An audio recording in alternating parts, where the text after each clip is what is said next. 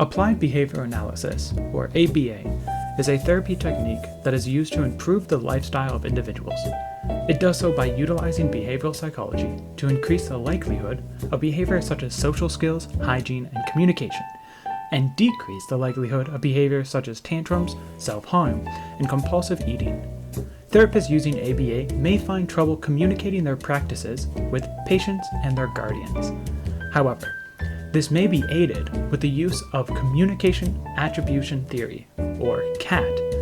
I will lay down an overview of what CAT is and how it can be used for therapists to communicate efficiently with their clientele, because effective communication is the first step for efficient therapy.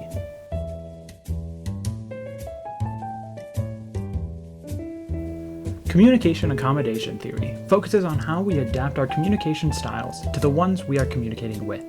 The seminal work for this theory was published in the book Context of Accommodation in 1991 and states, at one level, accommodation is to be seen as a multiply organized and contextually complex set of alternatives, ubiquitously available to communicators in face-to-face talk.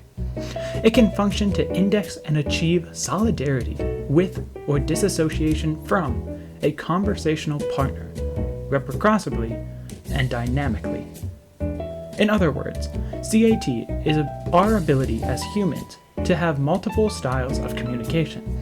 This exists in what we say and how we say it.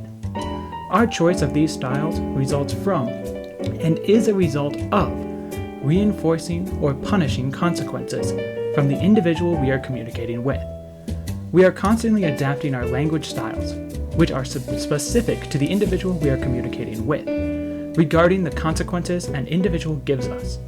This should seem recognizable, because this is operant conditioning applied to communication.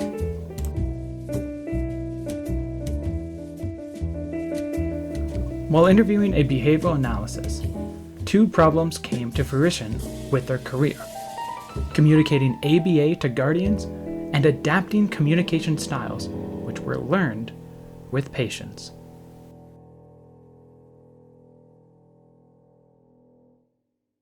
Behavior analysis must have effective communication with a patient's guardians, because once their patient leaves, the guardians become the leader of ABA. To be effective in communication with a patient's guardian means to successfully explain behavioral modification tactics to them. However, the issue arises when behavior analysis get caught up in using scientific terminology with the family as they do with their coworkers. A guardian with limited knowledge of ABA will not understand the behavioral modification tactics, therefore causing them to have minimal success at implementing ABA at home. To solve this issue, CAT can be applied to teach behavioral analysis to communicate more efficiently to the guardians of a patient. As CAT explains, all individuals communicate differently. To communicate efficiently, individuals must accommodate their language to what the other can understand. If a guardian has a limited understanding of the scientific terminology typically used by behavioral analysis, then a behavior analyst must use other language to communicate with the guardian. CAT also states that this will be learned over time, because a parent will eventually tell a behavioral analyst that they do not understand the language they are using, or they will use nonverbal cues which communicate the same thing.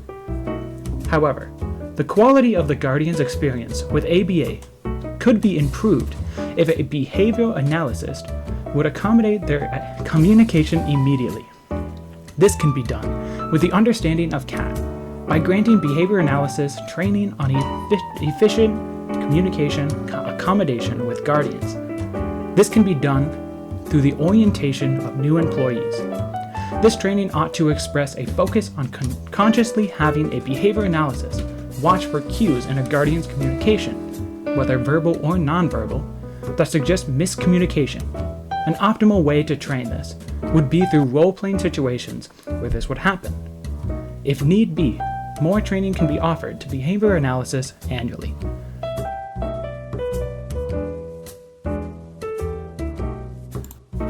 Behavior analysis coming from graduate school witnessed an issue with their education not matching up exactly to their practice. During the interview I conducted with a behavior analysis, they noted that their largest complication with their career was figuring out how to apply the concepts that they learned in graduate school when the methods taught did not work. ABA at its most basic explanation works similarly to an equation. With X issue, implement Y method. However, a graduate school may only teach one method, which causes issues when a patient does not respond well to the method which was taught. Behavior analysis must adapt not only their methods, but even their communication styles that were taught to them to work efficiently with each patient. This problem also exemplifies the importance of an understanding of individualization. As referenced earlier, CAT understands individualization at its core, because individuals can have alternative responses for each interaction. It is necessary to understand how one's communication must be accommodated for each individual. This problem may be helped with an orientation that states the importance of the individualization of patients. This will teach behavior analysis through CAT the importance of learning an effective way to communicate with their patients.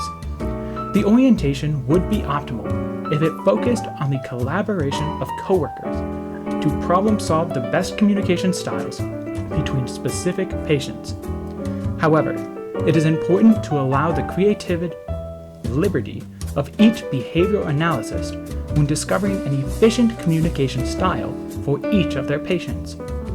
If this orientation is implemented, behavior analysis will be able to grant their patients an effective use of ABA.